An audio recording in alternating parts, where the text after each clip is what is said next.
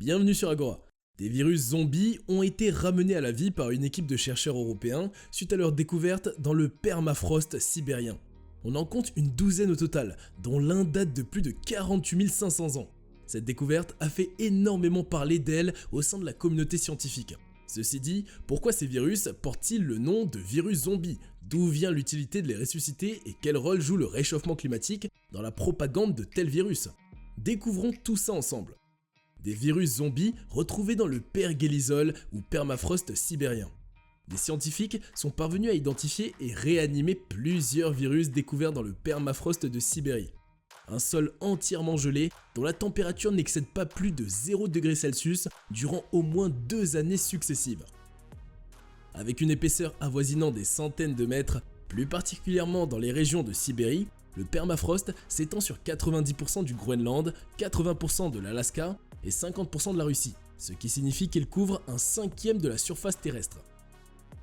C'est dans une étude publiée sur le serveur de prépublication scientifique en biologie bioarxiv que des chercheurs européens de l'université d'Aix-Marseille décrivent comment ceux-ci ont réussi à ramener à la vie plusieurs virus qui étaient emprisonnés dans le permafrost sibérien depuis plusieurs millénaires. Ainsi, les chercheurs ont isolé 13 virus, tous provenant de 7 échantillons, dont l'un prélevé dans la Lena, l'un des plus longs fleuves du monde. Parmi ce lot de découvertes figurent 5 types de virus géants. Le plus remarquable d'entre eux est un virus âgé de près de 48 500 ans. S'en suivent 3 autres datant de 27 000 ans, qui sont issus d'excréments et de laine congelée de mammouth. On compte également 2 autres virus qui proviennent d'un loup congelé de Sibérie qui ont été nommés respectivement Pacman-virus lupus et Pandora-virus lupus. Ces virus ont été rangés par les scientifiques dans la catégorie de virus zombies. En effet, ils ont été surnommés ainsi tout simplement parce qu'ils ont été ramenés à la vie, même après avoir passé des milliers d'années d'inactivité. Cela fait près de 10 ans maintenant que cette équipe se centre sur l'étude de virus provenant des glaces. En 2014, ces scientifiques avaient déjà fait entendre parler de leurs travaux en commettant l'exploit de réanimer un virus qui était alors âgé de 30 000 ans. Mais c'est en faisant recours aux techniques de séquençage du génome qu'ils sont parvenus à identifier ces 5 types de virus géants, dont le plus vieux a presque atteint la limite de datation possible au carbone 14 avec ses 48 500 ans. Le pergélisol regorge d'innombrables virus capables de provoquer des maladies infectieuses. Le permafrost, ou encore pergélisol en français, est un lieu hautement consacré à l'étude de virus. Ceci est du fait qu'on y retrouve une proportion abondante de micro-organismes. C'est une zone où glace et sol se mélangent. Selon des estimations scientifiques, les couchers les plus enfouis du permafrost seraient vieux d'1 million d'années. Ceci étant dit, les scientifiques attestent que ces virus zombies, une fois ramenés à la vie, sont en mesure dans un premier temps d'infecter les amibes, des micro-organismes facilement comparables à des parasites et que l'on retrouve dans le sol et dans l'eau. Bien évidemment, cela n'annonce rien de bon, car les chercheurs précisent que d'autres virus emprisonnés dans le permafrost pourraient devenir des agents pathogènes pour d'autres espèces également, en l'occurrence les humains et d'autres animaux. Ces virus constituent une menace importante pour la santé publique. La réanimation potentielle de microbes susceptibles d'infecter des animaux ou des humains est à craindre et très problématique. Le danger est réel, a indiqué l'équipe de recherche. L'équipe a également affirmé que des analyses supplémentaires doivent être effectuées pour évaluer le degré de menace que peut poser ces agents infectieux. Il est encore impossible d'estimer combien de temps ces virus pourraient rester nuisibles pour notre santé une fois qu'ils sont exposés aux conditions extérieures telles que la lumière et la chaleur. Nous ne savons pas non plus quelle sera la probabilité qu'ils rencontrent et infectent un hôte dans l'intervalle. Toutefois, les conclusions de l'équipe européenne n'ont pas encore été soumises à une validation officielle. Cependant, d'autres virologistes indépendants ont estimé que ces dernières étaient plausibles et fondées sur les mêmes méthodes qui ont produit des résultats confirmés ailleurs. Pourquoi les scientifiques s'amusent-ils à réanimer de tels virus? Les chercheurs ont tenu à expliquer les raisons de leurs travaux. En effet, ces derniers ont pour but d'en apprendre un peu plus sur les conséquences liées au réchauffement climatique. C'est dorénavant une certitude et les scientifiques le savent. Les températures extrêmement élevées que l'on retrouve principalement au pôle auront des conséquences majeures sur la libération d'anciens virus endormis jusque-là. Ceci en raison de la décongélation des glaces. Ces virus, une fois décongelés, gagneront les écosystèmes et une proportion considérable d'entre eux reviendront à la vie. Une réalité inéluctable à cause du réchauffement climatique. Alors, en se basant sur ces explications, pourquoi ne pas simplement laisser ces virus endormis au lieu de les réanimer? Question légitime. Eh bien, figurez-vous que cela resterait d'autant plus dangereux pour nous. En réalité, c'est évidemment parce que le risque s'avère plus considérable dans les années à venir que les chercheurs s'empressent de les ramener à la vie. Ceci dans le but de mieux les étudier, mieux les appréhender afin de préparer des vaccins et antibiotiques pour les combattre, en d'autres termes, de gagner une longueur d'avance. Comme l'ont si bien souligné les auteurs de l'étude, étudier les virus enfouis dans les glaces et travailler sur des vaccins et traitements sans attendre qu'ils infectent des animaux et des humains devrait être une priorité. Quelles sont les conséquences que pourrait engendrer le dégel du pergélisol? Le réchauffement climatique devrait être considéré comme l'ennemi public numéro 1. La rapidité avec laquelle la Sibérie se réchauffe est un sujet de préoccupation. Il se réchauffe aussi rapidement qu'elle le fait 4 fois plus vite que la moyenne mondiale. Durant les périodes d'été, en tout cas pour les plus récentes, cette zone est connue pour être sujette à des incendies de forêt et également pour atteindre des températures extrêmement élevées pouvant dépasser les 100 degrés Fahrenheit. Cela bien évidemment ne demeure pas sans risque, car le pergélisol, ce sol extrêmement froid même en plein été, se dégèle à une vitesse considérable. Cependant, que pourraient être les véritables conséquences suite au dégel du pergélisol? Les pertes des réserves de gaz à effet de serre. Quand les plantes et animaux viennent à mourir, les microbes chargés de la décomposition de leur corps relâchent habituellement du dioxyde de carbone, du méthane ainsi que d'autres gaz à effet de serre dans l'atmosphère. Des températures extrêmement basses pourraient permettre de suspendre le processus et préserver les organismes et gaz qu'ils pourraient émettre. Cependant, lorsqu'un sol gelé tel que le permafrost dégèle, la décomposition microbienne de ces matières organiques reprend de plus belle et le relâchement de gaz à effet de serre se maintient. Cela dit, ayant sous sa carapace depuis des millénaires des corps d'êtres vivants notamment humains ou d'animaux, le pergélisol détient l'un des plus grands réservoirs terrestres de gaz à effet de serre.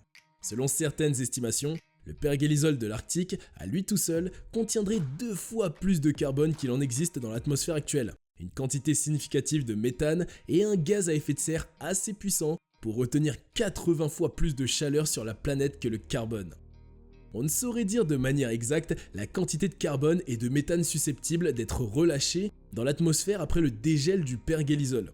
Cependant, une étude émet l'hypothèse qu'environ 92 milliards de tonnes de carbone pourraient être émises d'ici 2100. Cela fait 20% de toutes les émissions mondiales de carbone depuis le début de la révolution industrielle. Une étude récente a permis de constater que le carbone et le méthane ne sont pas les seuls polluants piégés dans le pergélisol.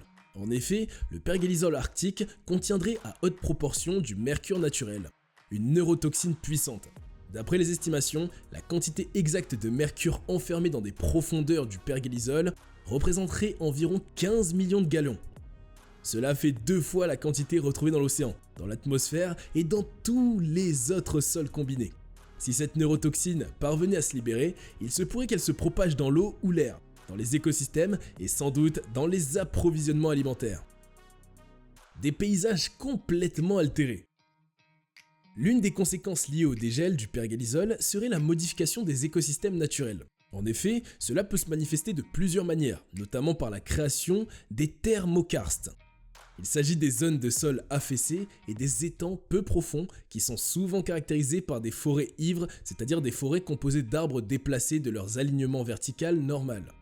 Ce phénomène naturel peut avoir la particularité de rendre le sol autrefois gelé plus vulnérable au glissement de terrain et à l'érosion, plus précisément le long des côtes. Ainsi, l'érosion continue du sol peut apporter de nouveaux dépôts sédimentaires dans les eaux, affectant ainsi le débit des rivières et ruisseaux, allant jusqu'à dégrader la qualité de l'eau, par conséquent influer sur la vie aquatique. Le dégel du pergélisol n'est également pas sans conséquence dans les régions humides. En raison de l'eau qui pénètre de plus en plus sous terre, ces zones se détériorent.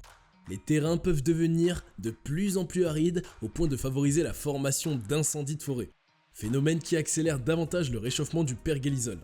Le dégel du pergélisol pourrait influer sur l'élévation de la mer. D'après les estimations, le niveau de la mer monterait à un tel niveau qu'elle doublerait le risque d'inondation de certaines villes comme San Francisco et Los Angeles. Des infrastructures totalement en ruine. le nombre de bâtiments qui s'effondrent de manière inhabituelle dans le nord de la Russie reste tout de même considérable. Que dire des routes qui se changent en montagnes russes? L'eau qui se transforme en glace sous terre a tendance à se dilater et faire gonfler le sol. Une fois que cette même eau se dégèle, le sol subit des contractions, ce qui le rend sujette à des fissures ainsi qu'à des effondrements. Plus de 30 millions de personnes vivent dans la région du Pergélisol, tous cohabitant dans des villes autrefois bâties sur un sol gelé depuis des milliers d'années. Le problème vient du fait que ce sol perd en solidité de jour en jour, ce qui rend les infrastructures de plus en plus instables. Dans les territoires du nord-ouest, les dégâts causés aux infrastructures publiques par la fonte du Pergélisol sont estimés à des dizaines de millions de dollars.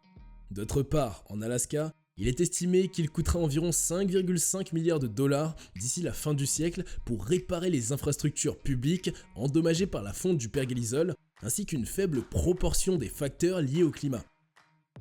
Il va sans dire que l'industrie des combustibles fossiles persiste à causer le changement climatique, accélérant le réchauffement de la planète et la fonte du Pergélisol mondial, ce qui ne contribue qu'à augmenter les risques de panne de son propre réseau énergétique en Arctique, menaçant les écosystèmes locaux avec des fuites de pétrole et de gaz. Doit-on s'inquiéter de la libération de virus mortels pour l'homme avec le dégel du Pergélisol? Comme dit précédemment, le Pergélisol renferme du carbone ainsi que d'autres gaz à effet de serre. Cependant, il détient en plus de cela une multitude de microbes. Certaines bactéries et ces mêmes virus zombies conservés par le froid pendant des milliers d'années seraient à même de revenir à la vie une fois que le dégel s'effectuera. Nous pouvons prendre l'exemple du Pandora virus Mammoth, ce virus datant de 48 500 ans qui a été découvert dans le sol sibérien et auquel nous avons fait allusion précédemment. Cependant, la question serait de savoir si le Pergélisol ne conserverait pas des virus qui pourraient être mortels pour l'homme. Doit-on s'attendre à une future épidémie? Pour l'instant, aucun des virus découverts sous ce sol gelé ne présente des caractéristiques pouvant être nuisibles pour l'espèce humaine, même si ceci ne fut toujours pas le cas. En 2016, une épidémie d'anthrax, maladie du charbon, en Sibérie avait d'énormes ravages au point de coûter la vie à un enfant. D'après les explications délivrées par les autorités locales, un climat anormalement chaud aurait fondu le Pergélisol au point de ramener à sa surface un renne infecté qui aurait libéré des fragments viables de la bactérie et qui aurait malheureusement causé la mort du jeune homme. Cependant, comme l'a affirmé Jean-Claude Manuguera, virologue et directeur de l'Institut Pasteur, cela ne reste que le seul exemple d'infection d'humains ou d'animaux par un agent pathogène provenant de la fonte de glace. Le virologue affirme que les virus capables d'infecter les hommes ou les animaux sont de nature très fragile. Selon lui, ces types de virus ne pourraient pas survivre à certaines conditions extrêmes de température. Je n'imagine pas qu'un virus humain pathogène puisse survivre à la décongélation de la glace dans les conditions de réchauffement climatique. Sans parler du fait que pour commencer une chaîne épidémique, il faudrait qu'au moment du dégel, le virus infecte un être humain avant que la température devienne trop importante pour garantir sa conservation. Et que cet être humain rencontre ensuite plusieurs autres êtres humains qui l'infecteraient. Selon Jean-Claude Manuguera, aucun virus provenant du dégel du permafrost ne pourrait créer une éventuelle pandémie. Le risque zéro n'existe pas, mais nous n'en sommes pas loin, conclut le virologue. Pour lui, les dangers du dégel du Pergélisol sont plus à chercher dans la libération potentielle de gaz à effet de serre ou dans la montée des eaux que celle d'un risque de pandémie. En attendant, les chercheurs continuent sagement leurs recherches et font d'énormes découvertes. Qui sait, ces découvertes pourraient nous apporter un tout nouveau regard sur les virus et nous permettre d'anticiper les risques au cas où une nouvelle épidémie refait surface. Pouvons-nous empêcher le Pergélisol de dégeler? Il est vrai que nous n'habitons pas tous en Sibérie ou dans des régions où règne le Pergélisol, mais une chose est certaine, c'est que nos actions quotidiennes influent sur le changement climatique et peuvent impacter sur les climats les plus froids de la Terre, peu importe notre position géographique. Cela dit, comment pourrions-nous empêcher le dégel du Pergélisol? Tout d'abord, nous pouvons commencer par réduire notre utilisation en carbone en optant pour des produits plus économes, changer nos habitudes de transport, faire plus attention à trier nos déchets ménagers afin de limiter la quantité d'ordures mises en décharge. Nous pouvons également apporter notre part d'aide aux entreprises, législations et politiques qui se battent pour la cause climatique. Cela pourrait en quelque sorte contribuer au maintien du Pergélisol mondial et éviter de participer de façon inconsciente au réchauffement de la planète. C'est déjà la fin de cette vidéo, qu'avez-vous pensé de tout ça? À votre avis, pourrions-nous découvrir des virus encore plus anciens que le Pandora virus? Vous pouvez répondre dans les commentaires. Si vous avez aimé la vidéo, n'hésitez pas à nous le faire savoir en cliquant sur le bouton j'aime. N'oubliez pas d'activer la cloche de notification afin de ne pas rater nos prochaines vidéos. A très bientôt sur Agora.